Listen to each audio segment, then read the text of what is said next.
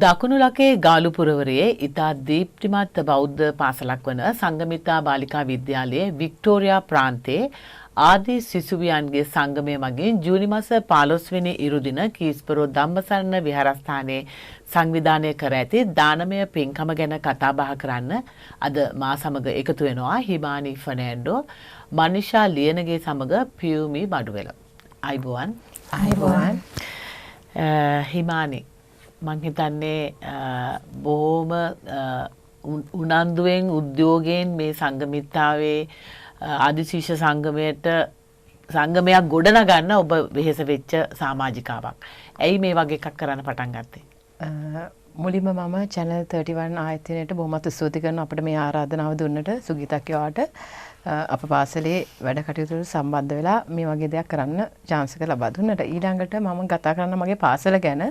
මගේ සංගමිත බාලිකා විද්‍යාලය කියන්නේ අවුරුදු 106ක අභිමානවත් ඉතිහාසයක් තියෙන දකුණු ආසියාවේ තියෙන වැඩිම බෞද්ධ ළමයි පිරිසක් ඉන්න පාසල කිව්වොත් මම නිවැරදි. ඉතින් ඒ පාසලේ වර්තමාන විදුහල්පතිනිය විදියට අසෙන්නි පරණ විතාන මැතිනිය කටයුතු කරනවා. එතුමියගේ අනුදැනුම ඇතුව ගුරු මණ්ඩල 230කට ආසන්න ප්‍රමාණයක්, ඒ වගේම අනධ්‍යයන කාර්ය මණ්ඩල 100කට අධික ප්‍රමාණයක්, වගේම පාසලේ ක්‍රීඩා 20කට අධික ප්‍රමාණයක් සහ 65කට අධික සංගම් ප්‍රමාණයක් ක්‍රියාත්මක වෙනවා දැනට. ඉතින් මේ පාසලට ගොඩක් දායකත්වය දෙන්නේ හැම දෙයකටම ශක්තියක් වෙන්නේ අපගේ පාසල් සංවර්ධන සමිතිය සමග එකතු වෙලා ආදිශිෂ්‍ය සංගමය. ඉතින් අපිත් අවුරුදු 13 පාසලට ගිහිල්ලා අපි ඉගෙන ගත්ත දේවල් වගේම අපි ආදරය කරන අපේ බ්ලඩ් වල තියෙන අපේ පාසලට හරි ආඩම්බරෙන් අපි හැමතැනදීම කතා කරන වගේම ඉස්කෝලේ දායකත්වයක් දෙන්න පුළුවන් එකම ක්‍රමයක් තමයි පාසල් ආදිශිෂ්‍ය සංගමය හරහා කරන්න පුළුවන්. ඉතින් මව් සංගමයට සපෝට් එකක් දෙන්න තමයි අපි OG එකක් පිහිටවන්න තීරණය කරේ ඕස්ට්‍රේලියාව ඇතුළත. ඉතින් දැන් මේ වෙද්දී 100කට අධික ප්‍රමාණයක් අපේ සංගමයට එකතු වෙලා ඉන්නවා. ඉතින් හරිම සතුටුයි. යාළගේ හරි උනන්දුවක් තියෙනවා පාසලට උදව් කරන්න, පාසලේ දේවල්ට සම්බන්ධ වෙන්න.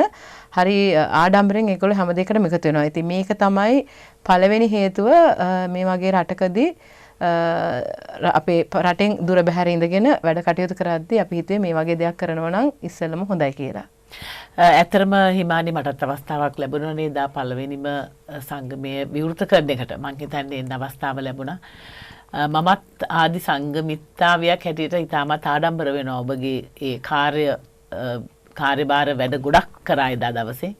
ඉතින් මම ප්‍රාර්ථනා කරනවා ඔබගේ ඉදිරි කටයුතු සාර්ථක වෙන්න කියලා.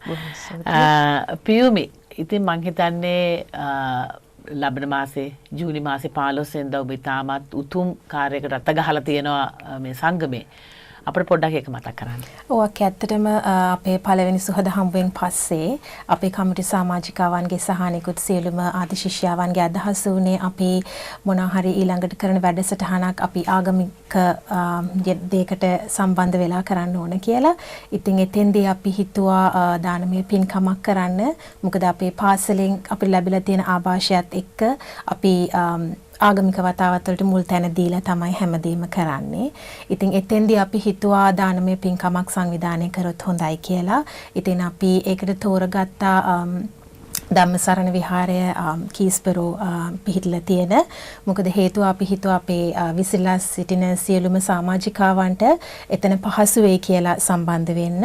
ඉතින් අපි හාමුදුරුවොත් එක්කත් කතා කරලා අපි දිනයක් වෙන් කරගත්තා. ජූනි මාසේ 15 වෙනිදා හීල් දානමය පින්කම උදෑසන 6 ඉඳන් පන්සලේ පැවැත්වෙනවා. ඉතින් මේ වෙනකොටත් සමාජිකාවන් විශාල ප්‍රමාණයක් ඒගොල්ලන්ගේ පැමිණීම තහවුරු කරලා තියෙනවා. ඉතින් අපි දැනට ඒකට සම්බන්ධ වැඩ කටයුතු කරගෙන යමින් පවතිනවා. තිලානි, මොනවද දැන් අනාගතයේ මේ සංගමය මගින් ඇත්තටම ඉතාමත් ලදරු අවධියක තමයි අපේ සංගමය තියෙන්නේ නේද?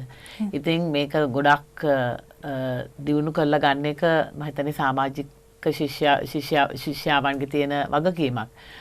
මොනවද අනාගතයේදී කරන්න බලාපොරොත්තු වෙන්නේ? ඇත්තටම අපේ ඊළඟ අපිට දැන් ප්ලෑන් කරගෙන යන්නේ පැදුරක් කරමු කියන එක. මොකද අපේ පළවෙනි ඉවෙන්ට් එක උනේ get together එක. ඒකදී අපි ආදි සංගමිත්තාවියන් විතරයි සහභාගී වුණේ. ඉතින් අපිට ඕන මේ අවස්ථාවේදී ඕපන් ඉවෙන්ට් එකක් විදියට පවුලේ සමාජිකාවන් ඒ වගේම යාළුවොත් එක්ක එකතු වෙලා රස විඳින්න පුළුවන් අවස්ථාවක් ලබා දෙන්න ඉදිරියේදී ඒ ගැන ඔබ දැනුවත් කරන්න බලාපොරොත්තු වෙනවා. ඒ වගේම මට තව දෙයක් එකතු කරන්න ඕන. අපි ටී-ෂර්ට් එකක් print කරලා තියෙනවා. ආදි සංගමිත්තාවියන්ට පුළුවන් WhatsApp මාර්ගයෙන් අපිට සම්බන්ධ වෙලා ඒ ටී-ෂර්ට් එක මිලදී ගන්න කටයුතු කරන්න. හොඳයි හිමානි, තිලානි, පියුමි ඔබ දෙදෙනාම අද දවසේ ඇවිල්ලා මෙල්බන් ප්‍රේක්ෂකයන් දැනුවත් කරා ගාල්ලේ සංගමිත්තා ආදි සිසුන්ගේ සංගමේ වැඩ කටයුතු ගැන ඉදිරියේදී කෙරෙන ඒකම ආදි සිසුවියක් හැටියට මම ඔබ දෙදෙනාටම ඉතාමත් ආදරයෙන් සුබ ප්‍රාර්ථනා කරනවා ඔබගේ සංගමේ ඉදිරි වැඩ කටයුතු ඉතාමත් සාර්ථක වෙන්න කියලා. ඒ වගේම බොහොම ස්තුතියි මේ අවස්ථාව අපිට ලබා දුන්නට අකි. මම මේ ආරාධනා කරන්නේ ඕස්ට්‍රේලියාවේ ජීවත් වන ගල්ල සංගමිත්තාවිය ආදි සිසුයන්ටයි එන්න අපහ එකතු වන්න අපේ පාසලට කෘතගුණ සලකන්න.